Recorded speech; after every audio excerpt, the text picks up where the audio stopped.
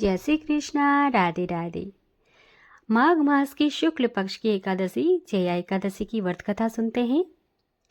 धर्मराज युधिष्ठिर बोले, हे भगवान, माघ मास के शुक्ल पक्ष की एकादशी का वर्णन कीजिए। इसका क्या नाम है, इसके व्रत करने की विधि क्या है और इनमें से कौन से देवता का पूजन किया जाता है। भगवान श्री कृष्ण कहने लगे, हे राजन, माघ शुक्ल एकादशी का नाम जया एकादशी है। इसका व्रत करने से मनुष्य ब्रह्म हत्या आदि पापों से छूटकर मोक्ष को प्राप्त होता है तथा इसके प्रभाव से भूत पिशाच आदि योनियों से मुक्ति मिल जाती है। इस व्रत को विधि पूर्वक करना चाहिए। अब मैं तुम्हें इसकी पौराणिक कथा कहता हूँ, ध्यान पूर्वक सुनो। एक समय देवराज इंद्र अपनी इच्छा अनुसार नंदनवन की अप्सराओं के साथ विहार कर रहे थे और गंधर्व गान गा रहे थे। उन गंधर्वों में पुष्पदंत, चित्रसेन और उसकी पत्नी मालिनी भी थी।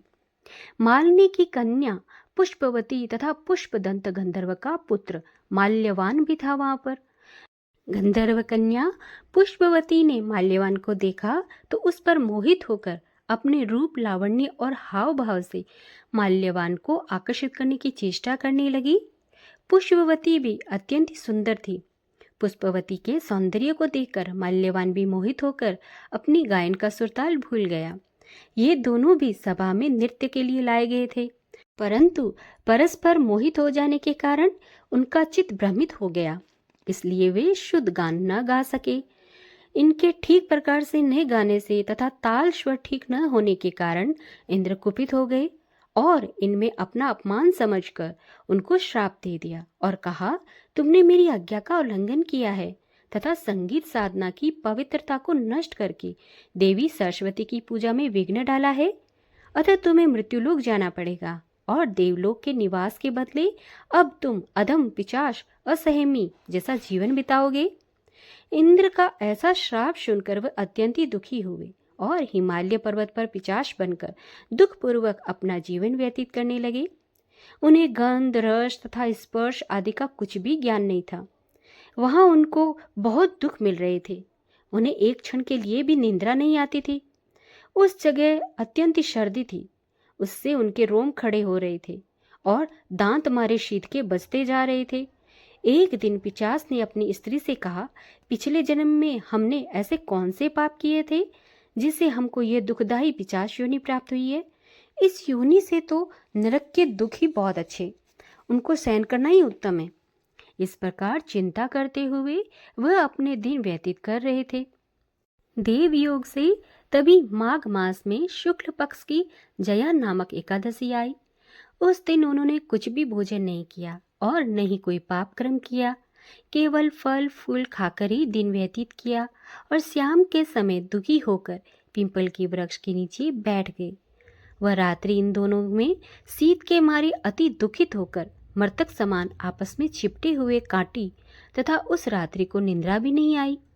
दूसरे दिन प्रभात होते ही जया एकादशी के उपवास और रात्रि जागरण से उनकी पिशाच योनि छूट गई।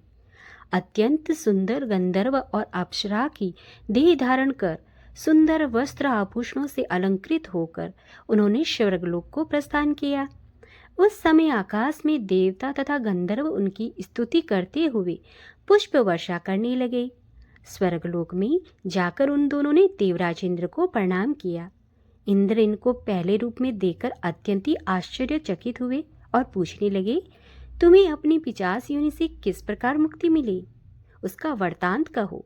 माल्यवान बोला, हे देवेंद्र, भगवान विष्णु की कृपा से और जया एकादशी के व्रत के प्रभाव से ही हमारी पिशाच देही छूटी है।